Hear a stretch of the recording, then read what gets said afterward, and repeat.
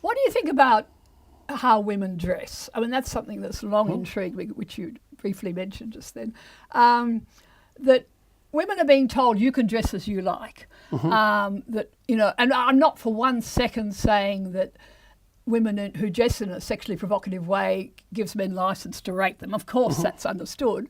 But I do have a real problem in the fact that women are using this freedom to treat men very badly, in my view. You know, the young women go out with barely any clothes on, and if the wrong man looks at them, they belittle that man, they sneer at that man. I mean, they love it if they get the right attention, but if an ugly, old, you know, undesirable man is caught looking at them, they're quite happy to make fun of him. And that is the part of the equation that bothers me. I mean, what do we do about this issue about how women should dress? Well, you know, we don't necessarily understand yet how women would legislate behavior if they actually had full legal and political power, right? Because they haven't, as women, they haven't never had that power. There have been plenty of powerful individual women, but we've never set up a society where the bulk of the legislative decisions were going to be made by women. We don't know what female tyranny would look like, for example.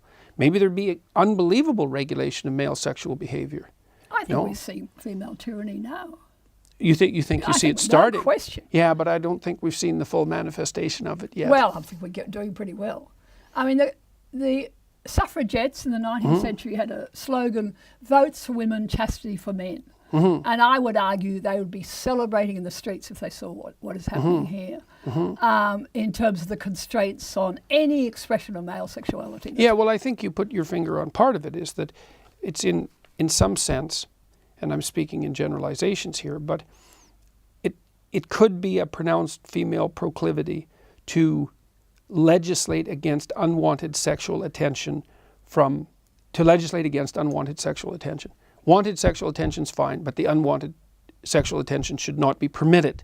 It would simplify things. Now, the question is how you, well... Because what if you thought you wanted it at the time, or you were so drunk at the time you didn't know what you were doing, the next day you make a mistake, you realise you made a mistake and you feel bad about it. I mean, that's the sort of issue that is emerging with some of these alleged college rapes. That's part of the complexity of unregulated individual sexual behavior. It's like, well, when you say yes, do you fully say yes? Well, what do you mean fully say yes? And you taking responsibility for that. Well, and what does it even mean to say fully, to say yes, exactly? It's like, because it turns out that saying yes to a sexual encounter is actually an extraordinarily complicated thing. And, you know, are you the sort of person who says yes about things and never feels two ways about it at the same time? Well, I don't think anyone exists like that. I mean, I don't think there are people who are married who don't have this sense now and then that maybe they shouldn't have married this person. I mean, we're full of internal contradictions. And because we're full of internal contradictions, what does affirmative consent mean? Well, maybe it means contractual consent. You know, I can imagine a situation where it becomes legally required to prepare a legal document before you have sex with someone. Now, you know, hopefully it won't come to that, but it could come to that. I mean, in some sense, that's what a marriage contract was originally. Absolutely. So it was a document that enabled sexual congress to occur without undue complication. And it made an assumption that sex, I mean, it was about, also there was an issue about conjugal rights, that men went into marriage assuming there would be some sort of regular sexual interaction there. And that was part of her assumption too. Right. And that's something that I've done a lot of work on over the years. I did a research years ago on the differences in sexual desire between men and women. And I'd always been very frustrated because the research on that is pretty... you know, they tend to take Psychology 1 students and ask them, how often do you feel desire? I mean, great. Because what interests me is this issue of maintaining sexual relationship in a long-term relationship. That is the big problem. And the fact that we, around the Western world, we're seeing an increasing desire gap. We're seeing more and more women losing interest in sex in the course of that relationship. And men are really craving sex. And we have more and more sex-hungry men, more and more marriages with no sex occurring whatsoever. And I mean, it's hugely problematic. I've had 40 years of writing to me so upset about the fact that they're, they don't want to go out and have affairs, they don't want to go to prostitutes, but they're feeling eternally sexually rejected. And I know you hinted that in your book. Obviously, you've encountered that negotiation with your clients.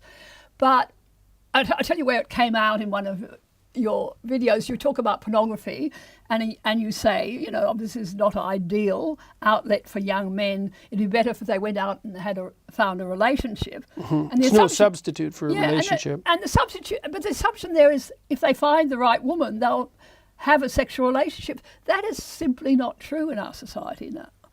And men always say to me, how do I know I pick a woman who will see this as part of the marriage contract, as you were saying, as it used to be? Because plenty of women now just shut up shop if they're not interested. I don't know, is that something you've encountered in your clinical work? Sure, yeah. And it's not obvious what the solution to that is. I mean, to me, those things, because I'm a psychologist, I suppose those things are best dealt with on a case-by-case basis. If I was talking to a couple, I'm not a couples therapist, but if I was talking to a couple, I would say, well, like what's the deal here exactly? It's like, what's the minimum? This is something every couple needs to ask. What's the minimum requirement for sexual intimacy in your relationship? 0? No, wrong. That's not. You're going to be torturing each other to death over that. So yes, you can say 0, but believe me, there's a price to be paid for that. Well, I'm willing to pay the price. It's like, okay, well, no problem.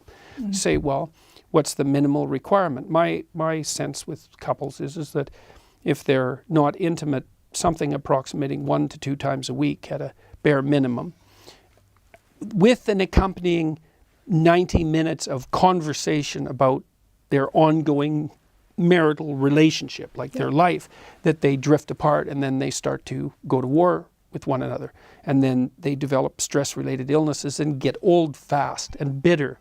And so that's a bad... Is that you? Sorry about that. That's an alarm, I think, is it? Let me kill it. What's it telling you to do? Oh, it's probably telling me to wake up. 11 o'clock. Yeah.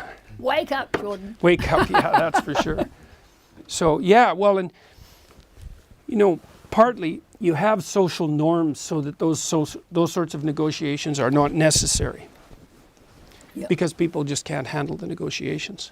Yeah. You watching 2 people negotiate their sexual life, it's like, oh my God, man, you want a stressful situation, you've got one right there. I mean, I had 98 couples who kept diaries for me about that negotiation for a year.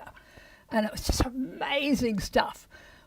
Getting his diary and her diary, and I mean, seeing how that interaction worked. I mean, it was really wonderful to be a fly on the wall, but boy, it's that tough. Oh, it's really hard for people to negotiate. First of all, they hardly ever know what they want. No. It's like, well, we don't think this is why we have customs. We have customs because your life isn't long enough to think everything through. It's like, you want to negotiate with your partner about your sexual life? It's like, no problem. Yeah. Good luck to you. It's very, very, very, very difficult.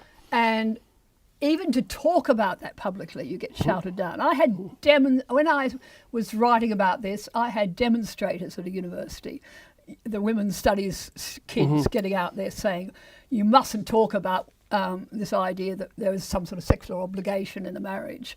That's sexual violence, Right. That whole argument. Right. People talk about me as a rape apologist because the thing is, it's a contractual obligation, which means that it's actually negotiated, right? It's something to negotiate.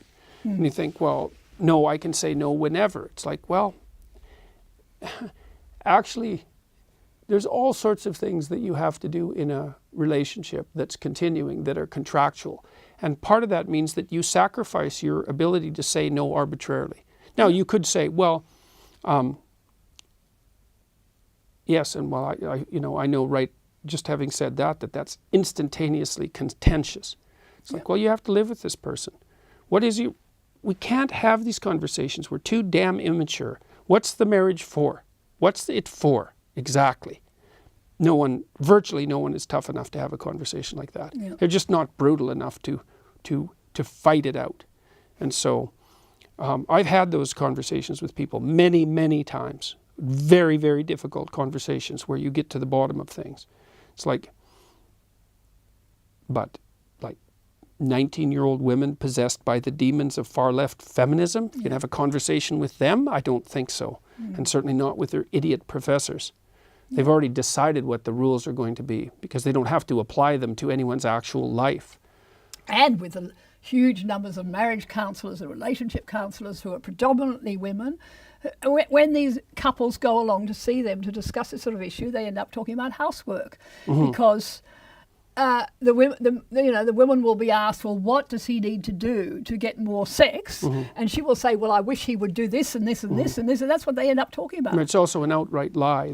The experiments on that have already been done. So if you show pictures of women, if you show women pictures of men doing traditionally masculine or traditionally feminine activities, and you get them to rate the sexual attractiveness of the men who are vacuuming and washing dishes and so forth are reliably rated as less sexually attractive. So that doesn't mean, by the way, that men and women shouldn't come to a negotiated solution about who's going to do what in the house. It just means that, like most things, it's very, very complicated. So doing the laundry doesn't get you laid. No, but there's always you could have T-shirts printed with that on it. But there are articles saying that. Of course, the women's magazines are always saying, well, if men did more housework. Yeah, right. But of course, it just doesn't happen. No, and it's also partly because sexual desire isn't under voluntary control. It could easily be that the women who say that wish that was the case, that they would find themselves more attracted to men who took a more egalitarian tack with regards to household duties. They might fervently wish that, but that doesn't make it true. It's like sexual desire isn't something that's under your voluntary control. Good luck with that theory. But that's the whole point. And particularly women, lots of women have long periods of their lives where they don't have spontaneous desire. So they need to work on the assumption that, one of the themes I explore was this whole idea of just do it. Interesting research from a Canadian, Rosemary Basson, talking about many women, if you put the canoe in the water and start paddling, if you have a willingness to be receptive. That whole idea of, are you willing to know, once I get going, I'll start to experience desire. Desire can kick in once you get going. And you have to be with a man who knows how to please you, obviously. But if those conditions are met, then you can just do it on the assumption that it'll be good for you. It's not about pleasing him. It's about it'll be pleasure for you too. Well, it's also about maintaining the relationship. Absolutely. That's the thing, is that if you're in it for the long run, then you have to do what's necessary to maintain it for the long run. And maintaining sexual desire in the confines of a long-term relationship is tricky. You have to attend to it.